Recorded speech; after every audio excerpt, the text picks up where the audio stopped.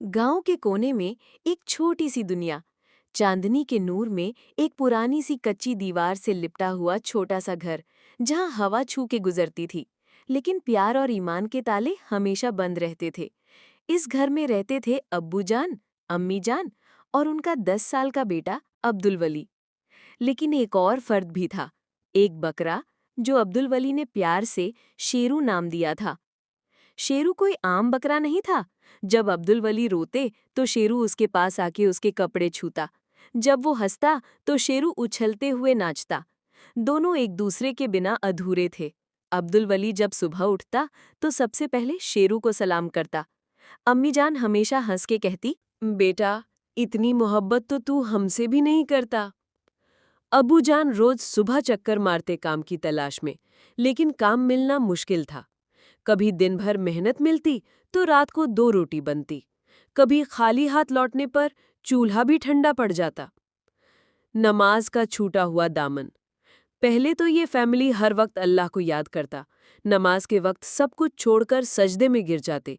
मगर दर्द, भूख और दुनिया के हालात ने धीरे धीरे उन्हें नमाज से दूर कर दिया। पहले एक वक्त छूटा, फिर 2, फिर हफ्ते बीत गए बिना सजदा किए। एक दिन अम्मी जान ने कहा, पता नहीं क्या हो गया है, रोजी रुक गई है, घर में बेचैनी है। अबू जान ने थके हुए लहजे में कहा, अल्लाह सब जानता है, हम पर आफत आई है। उस रात शेरू का पेट फूल गया। उसने चारा खाना छोड़ दिया। अब्दुल वली ने देखा तो दौड़ता हुआ अम्मी जान के पास गया। अम्मी, शेरू बीमार है, कुछ करो ना। अम्मी जान ने शेरू के सिर पर हाथ रखा, मगर जब जेब देखी तो खाली थी। बेटा, दवा खरीदने को पैसा नहीं है। अब्दुल वली का छोटा सा दिल रो पड़ा। उस रात वो शेरू के पास सोया। उसकी रूह तक थक चुकी थी। उस रात अब्दुल वली ने एक रोशन जगह का ख्वाब देखा। वो और शेरू एक सब्ज बाग में खेल रहे थे।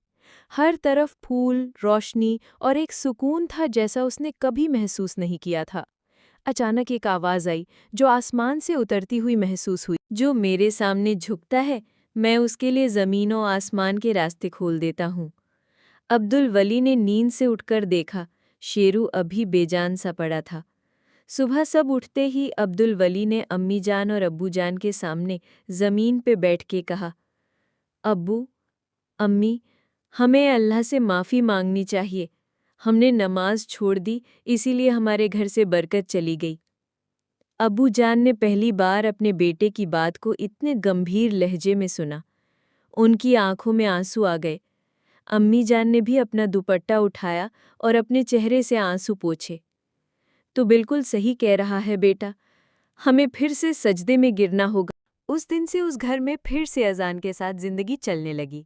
फजर में अब्बू जान मस्जिद जाने लगे। अम्मी जान ने हर वक्त की नमाज पक्की कर ली और अब्दुल वली हर सजदे में शेरू के लिए दुआ मांगता। अल्लाह की रहमत का नुज़ूल। कुछ ही दिनों में रहमत बरसने लगी। शेरू ठीक होने लगा।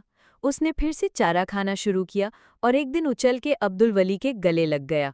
अब्बू जान को एक परमानेंट काम मिल गया, जिसमें रोज का पैसा मिलता था और इज्जत भी। अम्मी जान की सिलाई मशीन एक पुरानी दोस्त ने बिना कहे रिपेयर करवा दी। अब्दुल वली के स्कूल से एक नोटिस आया कि उसकी मेहनत और ईमान को देखकर उसका स्कूल फ्री कर दिया गया है। साल भर का खर्चा स्कूल उठाएगा। सब कुछ बदल गया, लेकिन घर वही था, कपड़े वही, लेकिन दिल नए हो गए थे। हर चेहरे पे रोशनी थी, हर रात शुक्रिया था।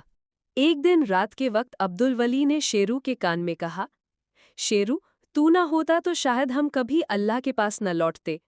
तू हमारी याद दहानी बन गया। शेरू ने मान की आवाज निकाली, जैसे दुआ में आमीन कह रहा हो।